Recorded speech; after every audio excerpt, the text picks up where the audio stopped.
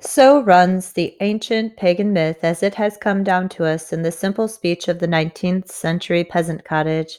And though it has survived many centuries of change, its images still carry the force of their primitive pre Christian lore of the soul. They follow patterns well known from many other myths and tales of wonder, patterns adapted from the rich world treasury of symbolic forms. And like the shaggy horse himself, when dissected and sympathetically regarded, they undergo a remarkable transfiguration. The young Prince Conn-eda is the faultless offspring of the ideal mythical male and female, incorporating the virtues of both his parents. This fact is represented in his twofold name. He is hailed as the perfect successor of his father because he is virtually the consummate human embodiment of Tao. The energies of life, both in man and in nature, should function harmoniously and produce abundantly under his influence. An ideal conjunction of cosmic and human processes should make itself everywhere manifest in the conditions of his realm. He should be the perfect ruler, at once beneficent and forceful, checking, balancing, and coordinating all of the mutually antagonistic elements that make for life both the creative and the destructive, the evil and the good. However, though no one is aware of the fact, Conn-eda least of all, he is not yet really fit, for though faultless in the virtues of youth, he is still ignorant of the possibilities of evil which are present everywhere in his realm and in the world, in human nature as well as in the subhuman elemental forces of the cosmos. The purity and radiance of the boy's nature have preserved his heart from all the darker motives of existence. He knows nothing of the sinister other half, nothing of the ruthless, destructive powers that counterbalance virtue, the selfish, disruptive, fiendish violences of ambition and aggression.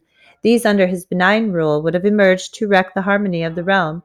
So guileless is he indeed that he is not even aware of the malice of the stepmother under his own roof. Conita, that is to say, has everything to learn. Before he can cope with the multiplicity of life's forces, he must be introduced to the universal law of coexisting opposites. He has to realize that completeness consists in opposites cooperating through conflict, and that harmony is essentially a resolution of irreducible tensions. For he does not yet understand that the pattern of existence is woven of antagonistic cooperation, alternations of ascendancy and decline. That is, it is built of bright and dark, day and night, yang and yin, in the Chinese formulation. To become the perfect king, therefore, he must make himself complete, and to do this must confront and integrate the reality most contrary and antagonistic to his own character. He must come to grips with the forces of evil, hence the necessity to follow the hidden road of the dolorous quest. His myth, his wonder tale, is an allegory of the agony of self completion through the mastery and assimilation of conflicting opposites. The process is described in the typical symbolic terms of encounters, perils, feats, and trials.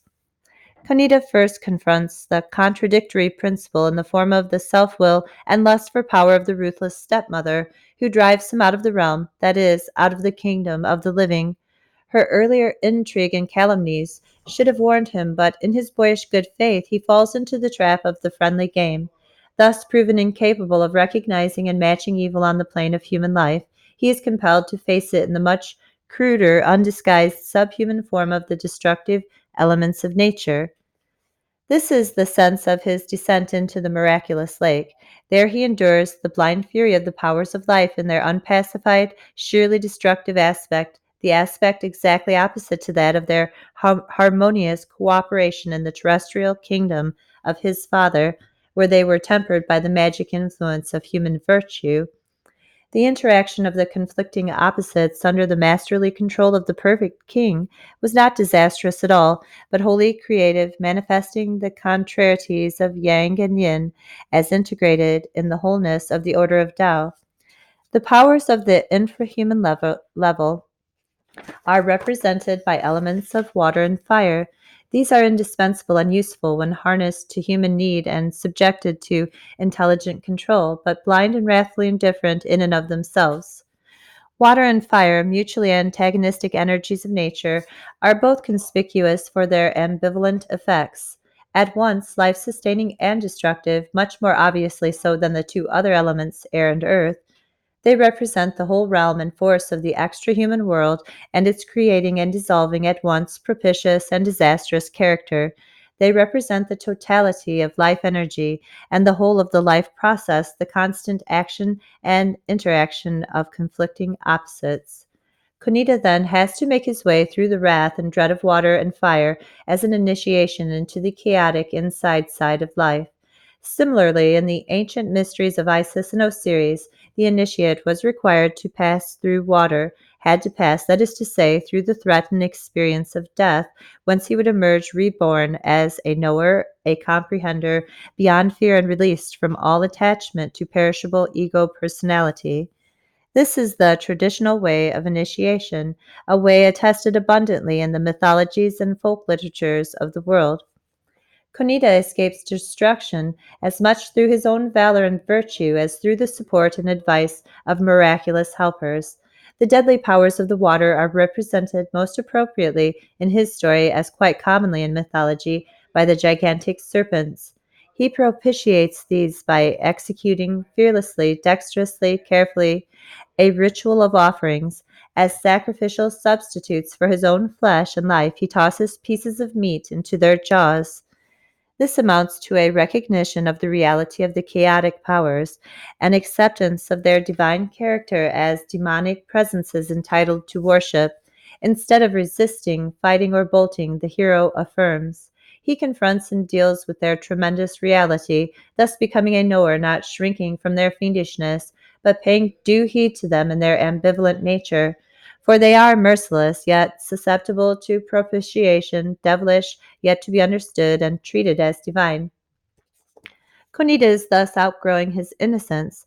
Such a childlike state of grace has to be surpassed through experience, and experience precisely because of the intrinsically twofold, ambivalent character of everything that forms life's warp and woof. Such an awakening entails the peril of a loss of all faith in virtue and in the values of the good, the peril of indifference or callousness to the distinction between good and evil and to their unending strife, or it may entail the opposite spiritual disaster, impotent despair, absolute disillusionment in man's capacity to realize the everlasting great ideals. Conn-eda, however, is superior to these two perils, for he is by birth, by nature, the hero elect, preordained to the life revivifying quest. He is a young man destined to meet supernatural success and benisons. Nevertheless, it is only just alive and greatly scorched that he escapes the flames of the fiery mountain, his second trial. It is himself this time who in a symbolic way, is offered to the powers, but he passes through and emerges to be anointed with the magic balm. All heal is the elixir as the Greek ambrosia and the Vedic amrita. It is the liquor of life, the drink and fare of eternity which the gods enjoy in their abode. They are sustained by it in their immortality and bestow it on the heroes of their choice, whom it comforts and restores. It has been held in reserve for Conn-eda by the miraculous force that is conducting and supporting him, and when he is anointed with it, he is symbolically reborn of water and of the Spirit. The death of the old Adam and the resurrection of the new is brought to pass, and the chosen one becomes the twice born. His eyes, having been washed in death, he is made fit to see the fairy city, that is, the kingdom of God, which is within all men and things. During the trials, Conn-eda is assisted by miraculous beings who come to his rescue and guide him under the mask of animals. We have here an example of the ever recurrent folk tale and myth motive of the helpful animals. These symbolic figures embody and represent the instinctive forces of our nature as distinguished from the higher human qualities of intellect, reason, willpower, and goodwill. And it is already a sign that the hero is fit to conquer when these queer and unlikely helpmates appear and he submits to their advice. The higher human faculties would have been inadequate to conduct and support Conn-eda through their trials, which are of a character essentially incompatible with either the credence or the judgment powers of the conscious human intellect. He has, however, humility and faith, and it is precisely because of this disposition of his heart that those other forces embodied in the helpful animals are at his disposal. The young prince places implicit trust in the cryptic, not too encouraging suggestions of the old druid, and has humble faith in the shaggy, unprepossessing horse. With these odd, unreasonable talismans, and riding the shaggy little mount, he triumphs where a more prepossessingly and rationally equipped hero would have failed. No knightly charger this, no such brilliant stallion as would have befitted Conn-eda's princely valor, yet he trusts implicitly its sagacity and strength. In the picture language of folklore and myth, the symbolic figure of the mountain rider represents the centauric character of the man, faithfully compounded of animal instinct and human virtue. The horse is the lower, purely instinctive and intuitive aspect of the human being, the mounted knight the higher portion, conscious valor, the moral sense, willpower, and reason. Normally, the rider is regarded as the guiding, goal determining, discriminating member of the fellowship, and the steed is merely the servile, though not undignified, vehicle. Here, however, in this pagan Irish myth, it is the knight who submits humbly, faithfully, letting his reins lie loose on the animal's neck. Conn-eda, this hero of heroes, in his trial beset passage through the unpredictable realm of nature's chaotic forces, the passage of his initiation into the dark secrets of the foundation of both the cosmic and the human social worlds of forms, follows without qualm the lead of his lower wisdom, the inferior and despised aspect of his centauric nature, the unreasonable, instinctive impulses of his composite being. And this advice comes to him not only through his mount, but also through the bird of the human head and the rolling iron ball. The druid to whom Conn-eda first betook himself, was wise beyond the wisdom of his knowing, because he knew precisely what it was that he did not know. And it is indeed very wise to be clear about the limits of one's own information, wise to know where and from whom the missing knowledge may be obtained, and wise to know what ritual, what requirements of approach must be satisfied before the desired intelligence can be made one's own. Such wisdom was the wisdom of the Druid, the wise old man, the archetypal teacher, Conn-eda's guru and friend. The bird of the human head is to be understood as the animal aspect of the knowledge of the holy human Druid, just as in the symbol of the horse and rider, the animal is the lower aspect of the knight. This oracular rare bird is more knowing than the wise old man because it is directly a part of nature, the voice of the wilderness, untouched by human culture, the lord of the secret of the forest in which it dwells, a human head poised on an airborne body, very difficult to deal with, elusive, hardly to be met, propitiable by a gift, yet swift to withdraw, this queerly embodied, semi-human voice, croaking, measured, peremptory advice, demands submission, blind and absolute submission, to the mutest forces. Conn-eda is assigned by it to the guardianship of a rolling iron ball. The ball follows gravity and so rolls to the center of all things, to the fairy realm of the universal forces, to God's bosom. It follows, and in following makes visible the most general of all laws, the law that controls the movement of the heavenly bodies, the law that directs the orbit of each sphere in exact accordance with the weight of its mass, and in such a manner that the earth unfailingly encircles the sun and the moon, the earth. The ball opens the way directly by gravitation to the unmoved mover, the first principle dealt with by Giordano Bruno in his Della Causa Principio e Uno, the center out of which everything proceeds, around which everything resolves, and back into which everything must in the end return. To be able, like the hero Conn-eda, to let oneself go, yielding trustingly to the ground law that is the secret sense of one's own weightiness, and which nevertheless is singing everywhere in the harmony of spheres the primeval melody of the all, the singing match of the planet brothers, the thunder passage of the sun, in the hymn everlasting of the innermost heartbeat and circulation of the world organism, is to solve absolutely everything at a stroke. For this is to fall in with the vast rhythm of the universe and to move with it. This is to follow the blindest, dullest, mutest impulse, sheer gravity, yet thereby to plumb to the center of all things, that point where the greatest quiet abides, that point around which everything must circulate simply because it holds its peace. Conn-eda consents at every turn to the dictates of nature's wisdom. He recognizes and accepts instinctual guidance under whatever mask, whatever garb it may come to him. speaking horse, speaking bird, or rolling iron ball, and it is because of this openness to the non rational that he is competent to follow the difficult path. Being an Irishman, and moreover one of the early period, he is spared the characteristic fault of modern man, the too exclusive reliance on intellect, reasoning, and consciously directed willpower. As far as Conn-eda is concerned, the basis for the modern problem does not exist. He offers no resistance whatsoever to the guidance of the unconscious.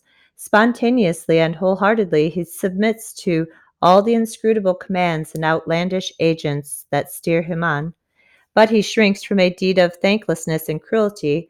Among his virtues is a trait of human gentleness which must be counteracted if it is not to destroy both himself and his realm. For every impulse to violence is so alien to his nature, every motive of injustice so far from his comprehension, that he is defenseless against them. They have already caught him totally unprepared. His ultimate test, therefore, the supreme, most necessary test, will require him to slay, with a cold and human thanklessness, his closest friend, this shaggy little mountain, faithful guide, through whom he has achieved what his human powers of action and understanding never could have won for him. The tests have been increasing toward this climax. At the first, the serpents were appeased by a substitute offering. At the second, the hero himself became the symbolic victim and was dangerously burned. But at this last, death is not to be mocked, and Conn-eda himself, moreover, is to be made its agent. Conn-eda is required to be ungrateful, merciless, and inhuman, required to violate his knightly virtue, that knightly human virtue for which, during his model youth and boyhood, he was so greatly praised. He is required, that is to say, to be not only the sacrificer but the victim, for what he must annihilate is his own cherished character, and there is no self-conquest more arduous for the truly virtuous than this one of recreancy to the higher nature, sacrifice of the ideal, denial of the model role that one has striven always to represent. Conn-eda must come to terms with the necessity to be ruthless, for how could the prince ever become the perfect king without understanding from within crime and the quality of the inhuman? How could the king preside as a supreme judge unless capable of surmounting his most cherished personal feelings, his propensity for indiscriminate mercy and compassion? The innocent youth must consummate his initiation into the wisdom of evil through the enactment of a crime, and this symbolic sacramental act will fit him to dispense not only mercy but justice, make him a real knower capable of controlling the forces of darkness. Lacking this, he would have never been competent to establish, preserve, or himself represent the harmony of Tao. The ignorant of the dark, the young king, would never have understood the interaction of darkness against light, the cooperative, mutual antagonism of the two, which is universal in the cosmos as well in society, the reciprocal play of day and night, growth and decay, and in token of his transformation, his attainment through crime to a new and superhuman stature and power, the innocent youth is finally compelled even to don the blood-dripping hide of his blameless victim. With this, then, as a protective garment, he is able to pass unharmed between the blazing towers, the towers of nature's wrath, the towers that guard the entrance to the fairy realm, where the all-supporting, all-dissolving, eternal energies of existence have their source. But this is not the whole of the meaning of the sacrifice. In doing away with the druidic horse, Conn-eda is annihilating not only his human virtue, but also that instinctive, intuitive power which up to this moment had been his indispensable guide, the wise and gentle animal nature represented in the rider's mount. The brave beast, with its all-knowing resourcefulness and supernatural strength, has borne him through two terrific trials. It jumped the abyss of water, passing fearlessly within the reach of the serpents, and it soared like a rocket through the flames of the blazing crater, all with the marvelous felicity of a dream. Yet now, at the ultimate bound, the animal demands its own immolation. Conn-eda will never achieve perfection, that is to say, unless the instinctive portion of his centauric character is radically changed. There must be a critical separation of the responsible reasoning I from the unconscious instinctual part. Up to the present, the guidance Up to the present, the guidance of the deep unconscious has been without moral counterpoise, the conscious moral personality having played no role either in the formulation or in the judgment of the hero's acts. There must now, therefore, be a momentary disintegration of the unitive companionship of the ideal friends, a decisive putting asunder of the rational and the instinctual aspects of this single human nature. This is why the gentle guide demands its own cold immolation. That is why Conn-eda must become the sacrificial hand, hot with the blood of the creature he has loved and to whom he is indebted for his life. Stabbing the shaggy throat, he annihilates not his human virtue only, but his animal wisdom and support. However criminal, heartless, irrevocable, and unreasonable the sacrifice, nevertheless it effects a miraculous transformation and rebirth. Nothing dies, nothing perishes, nothing suffers annihilation utterly. No virtue, no energy is lost. Destruction, death, is but the outer mask of transformation into something better or something worse, higher or lower. The miraculous sacrifice is performed upon a willing victim who has asked for it and who submits to it as a supreme service, and the work is performed with deep regret and awe.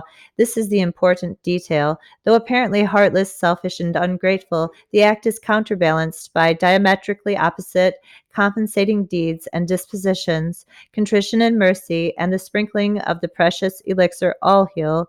The prince brings to pass an integration of antithesis. Having conquered his own gentleness, he has nevertheless not lost it. Counteracting it has not permitted it to die, and it is precisely this ambilaterally, that has brought the miracle to pass. Resuscitated, the guide assumes the appearance of a fairy prince, very like Conn-eda himself, heir apparent to the throne of the fairy realm of life. And in so far as he is the human figure, this prince is the equal of Conn-eda, but in so far as he is of supernatural character, the superior. On the other hand, the little mount was inferior as to figure, though superior in its instinctive wisdom, untiring strength, and cheerfulness in trial, as well as in the possession of the implements of healing and salvation which it carried in its ears. What the auspicious transformation signifies is the integration of this superiority on the higher plane. While still in its animal form, the guiding principle was compelled to operate on the conscious level, clear-sighted, yet mute and instinctive, like the wit of a sleepwalker balancing along the edge of a roof, dark, possibly demonic, irresponsible, indifferent, though not so when serving the elect rider. It was subdued in its potential splendor. With death and disenchantment, however, the sub becomes immediately super consciousness. No longer animal, but human in character and expression, the fairy power is restored to the fullness of its glory. Nature discloses the muffled presence of the root at the root of it, and Conn-eda is greeted by a comely brother as conscious as himself, but superior still in power and in wisdom. The moral of the story at this point is one generally voiced by Irish myths and fairy tales. Follow your unconscious intuitive forces blindly and with confident faith. They will carry you through your perilous trials. Cherish them, believe in them, do not frustrate them with intellectual distrust and criticism, but permit them to move and sustain you.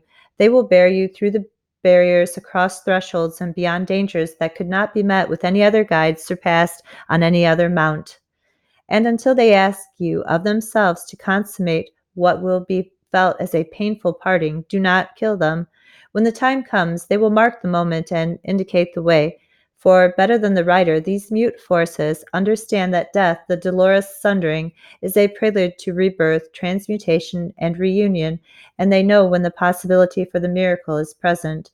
They know what our ego, conscious and rational, never will comprehend, must not even try to comprehend before the instant of the event itself. They know, namely, that there is no death. Death, annihilation, this is one of those basic limited and delimiting conceptions that circumscribe our consciousness, constitute the foundation of our ego world, and supply the motivation for the organization of our personality. Personality, consciousness, and the ego would arise and grow in time and space. They are liable to destruction and consequently are right in dreading death. But if we assume that what they are and comprehend constitutes the whole of our existence, we are wrong. Their self awareness and scope of operation are only one phase, one expression reflects or manifestation of life's energy within the compound of the individual. There is within us yet another being underneath the born and perishable ego, which, knowing nothing of annihilation, feels perfectly secure in the valley of the serpents and the leap across the perilous stream. This is the presence that, in its gentle, casual way, asks of the clinging rider, even in the moment of soaring over the terrifying obstacles, "Are you still in the saddle? Are you still alive?" Undaunted by the perils of the elements, unscorched by the flames of the mountain, sacrificed, reborn, virtually imperishable, this priceless creature partakes of the virtue of the immortal. It holds the greatest expectations for its rider. You are a youth that will win and prosper, a young man destined to meet with supernatural success and benisons. But the writer's fulfillment will depend on the sacrificial deed. Our unconscious life energy, subsisting apart from ego consciousness, unfailingly instinctive, reflects the divine portion of our human nature, but only by transmuting it through our conscious work into the higher form of intuitive superconsciousness shall we ever attain to those magic gifts that are the prizes of the quest. The golden apples, the puppy hound of extraordinary powers, and the black steed are the gifts and tokens of the virtues of the fairy realm of undying life. The apples are identical with the Nordic apples of Freya's garden, the classical apples of Hesperides, and the biblical fruit of the tree of everlasting life, which our first parents neglected to pluck. Aphrodite, the goddess of love, the golden throned, gave three such talismans from her gardens in the sacred isle of Cyprus to the young Hippomenes when he had staked his life on his race with the maid Atalanta. Whenever the miraculously fleet girl, scornful and chaste as the virgin goddess Artemis, drew a little ahead in their race, the youth tossed these golden irresistible charms out one by one before her, and she stopped to pick them up. That was how he won and the girl lost her wild maidenhood. For the golden apples break the spell of the fear of death, the fear of passing with the passage of time, and unite the will with its proper aim. They are the fare that sloughs away morality. They are the sustenance of the immortals. Those who taste become identified with the imperishable portion of their nature and are as gods. The puppy hound of extraordinary powers, scenting out, pursuing, never off the trail, and infallibly attaining its aim, is the ideal pointer, an embodiment of instinctive wisdom and awareness, its quarry being any sort of deer in the wild wood of life and the unconsciousness. It is another embodiment of the instinct and intuition of the shaggy horse, and the black steed, too, a magnificent charger, is still another embodiment, a high knightly transfiguration of the formerly very modest mount. This is the proper form for the steed and companion of the hero king. Thus Conn-eda has forfeited nothing by departing from the fairy lake and its prince, for there is no parting, no death, no loss on the higher plane of superpersonal existence. Under the form of the apples, the dog, and the black charger, he keeps with him the powers that formerly, through the humble service of the shaggy horse, had supported and guided him. They represented that other lower aspect of his centauric nature, which now has revealed itself in its preeminent form. They make known the lofty meaning of the former guide, the shaggy horse that had been neither black nor white nor brown, but the perfect union of all qualities and contrarieties, the more modest vehicle of the same life force that has now revealed its might. On his quest to the higher realm, the hero spends the ritualistic period of 1 year, which is the symbol of one life or incarnation, one complete cycle of existence, spring to winter, birth to death. During his eon, he shares the life of the immortals. He is accepted by them as of their kin through the holy rite of hospitality, and this makes him finally one of their kind. He becomes established in and imbued with the qualities of their higher mode of being. The formerly dormant divine essence within him thus being quickened, he acquires a dual character and is made an inhabitant of the two spheres, the mortal and the divine.